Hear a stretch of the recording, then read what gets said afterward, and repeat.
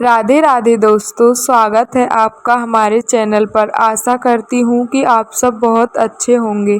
आज मैं आपको बताऊंगी कि कैसे विधवा हुई धरती माता। तो चलिए शुरू करते हैं इस कहानी को। यह जोड़ी है धरती और आसमान की। यह कहानी है पृथ्वी और आकाश की। पृथ्वी अर्थात धरती, आकाश मतलब आसमान। पृथ्वी के कई बच्चे हैं, जैसे अग्नि, उषा, निशा, इंद्र, चंद्र। अग्नि का प्रभाव पृथ्वी के गर्भ में दिखाई पड़ता है। जहाँ पृथ्वी के गर्भ में आग का अस्तित्व है, उषा का मतलब दिन और निशा का मतलब रात, तथा इंद्र और चंद्र भी आकाश और पृथ्वी के ही संतानें हैं। इस कथा में हम जानेंगे कि कैसे इंद्रदेव ने अपने ही पिता आकाश की हत्या कर दी और अपनी ही माँ पृथ्वी को विधवा कर दिया।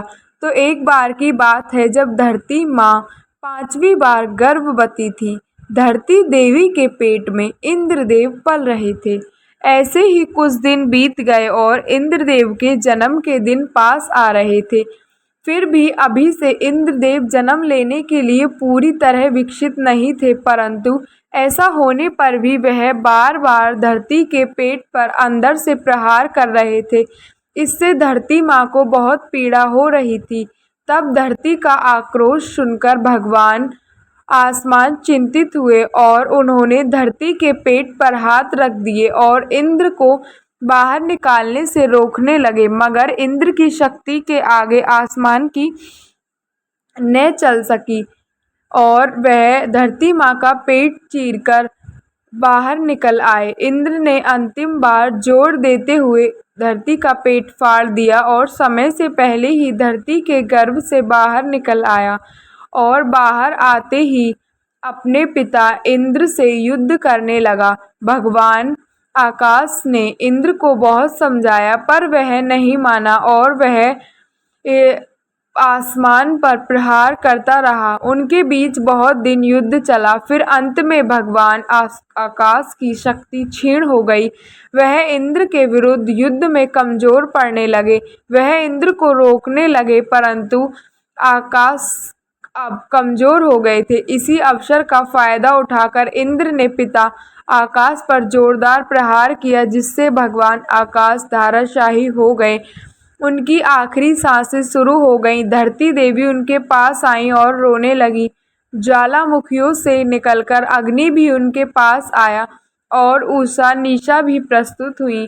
भगवान आकाश को लेटा देखकर सभी की आंखें नम हो गईं, बस उस कपटी पापी इंद्र को छोड़कर, जिसके कारण भगवान आकाश का यह हाल था। इंद्र को अपने किए पर जरा भी पछतावा नहीं था। वह तो इंद्र को हराकर शैतानी हंसी हंस रहा था। भगवान आकाश ने आखिरी सांस लेते हुए धरती देवी के सिर पर हाथ रखकर आशीर्वाद दिया कि और उसके बाद हाथ धरती के माथे पर फिसल गया और इससे धरती माँ का सिंदूर मिट गया। हाँ, भगवान घोषदेव यानी कि आकाश अब हमेशा के लिए इस दुनिया से जा चुके थे। इस तरह धरती आसमान एक दूसरे से हमेशा के लिए दूर हो गए। भगवान घोष यानी कि आसमान की मृत्यु के बाद धरती अब सदैव के लिए एक विधवा बनकर रह गई। फिर भी धरती माँ अपने कर्तव्य को नहीं भूली। तब से वह बिना रुके लगातार भगवान सूर्य देव की परिक्रमा कर रही हैं और धरतीवासियों का पोषण भी कर रही हैं।